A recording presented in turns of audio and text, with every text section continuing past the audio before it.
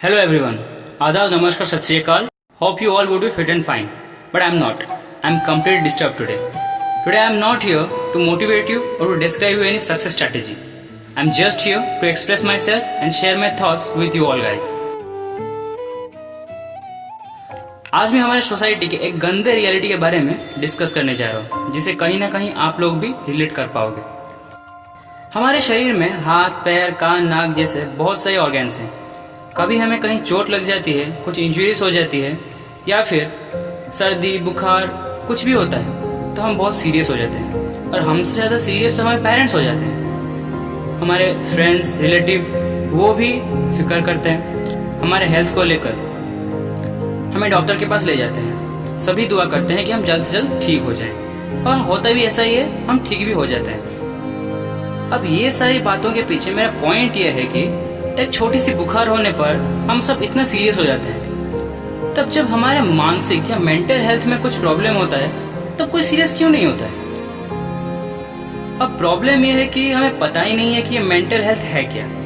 तो भाई समझने की कोशिश करो। हर एक इंसान को अपनी एबिलिटी, अपने काम, अपने बारे में पता रहता है। वो क्या सही या क्या गलत का डिसीजन खुद ले सकता है। और आम जिंदगी में छोटी मोटी प्रॉब्लम्स तो आते ही हैं और वो उसका सामना भी करता है। देखो, मेंटल हेल्थ में प्रॉब्लम कब आएगी ये किसी को नहीं पता, और इसका कोई प्रॉपर सिम्टम्स भी नहीं होता है। ये बुखार नहीं है कि कोई भी देख के बता सकता है। कई बार बाहर से एकदम बिंदास कूल दिखने वाला बंदा भी अंदर से कम्प्लीटली डिस्टर्ब, डिप्रेस्ड हो सकता है। पर फिर भी अगर हम नोटिस करेंगे, ऑब्जर्व करेंगे अच्छे से, तो पता चल सकता है। जैसे कि उसके एटीट्यूड, बिहेवियर में चेंजेस, उसके नॉर्मल लाइफ में चेंजेस, उसके फेवरेट चीज़ों में, हॉबीज में इंटरेस्ट ना लेना, जिसमें वो बेस्ट है उसमें भी गलती होना, ऐसे बहुत कुछ हो सकता है। तो यार मेरा एक रिक्वेस्ट है, प्लीज देखो, अगर सच में आप एक जिम्मेदार दोस्त हो, एक जिम्मेदार पेरेंट हो, एक जिम्मेदार टीचर हो, जो भी इसे सुन रहा है, तो जनाब आपका काम यहीं से शुरू होता है। आपको ज्यादा कुछ नहीं करना है। वो इंसान, वो शख्स जो इस दौर से गुजर रहा है, उसके पास जाकर बैठो, उसकी बातें सुनो,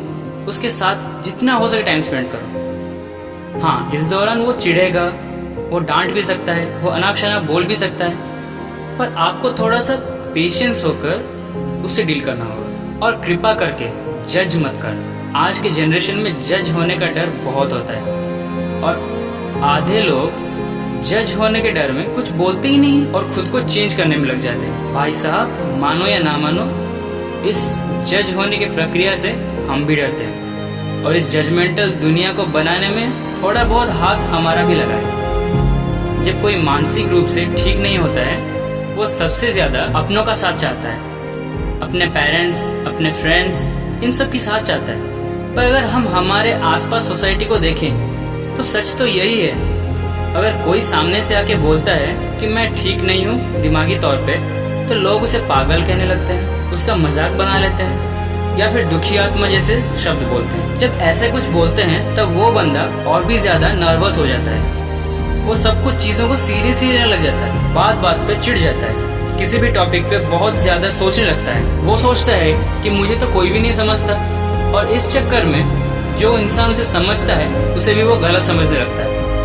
उसे सब कुछ नेगेटिव लगने लगता है। उसे प्यार करने वाला भी उसे ढोंगी लगने लगता है, और अंत में डिप्रेशन नामक शब्द का शिकार हो ही जाता है। उसके बाद भी अगर आप उसको तवज्जो नहीं देते हो, उसके साथ बात करके उसका प्रॉब्लम नहीं समझते हो, तो हो सकता है वो एंजाइटी का शिकार हो, और हो सकता है वो कुछ ऐसा गलत कदम उठा ले जिसके बारे में आप कभी सोच भी नहीं सकते। सबसे ज्यादा दुख तो इस बात का लगता है कि आजकल के छोटे छोटे बच्चे भी इसके शिकार हो जाते हैं और गलत स्टेप ले लेते हैं। और कहीं ना कहीं इन सब में हमारे पेरेंट्स और रिलेटिव्स का भी हाथ है, जो अपने छोटे बच्चों के नन्हे कंधे पर अपनी सपनों के बोझ डाल देते हैं। हमेशा कंपैरिजन करते हैं, वो देखो शर्मा जी का लौंडा क्या कर रहा है, वो देखो उसका बेटा क्या कर रहा है, उसकी बेटी क्या कर रही है। ये सब फालतू चीजें हैं। किसी का 10th में मार्क्स खराब हो गया, किसी का 12th में मार्क्स खराब हो गया,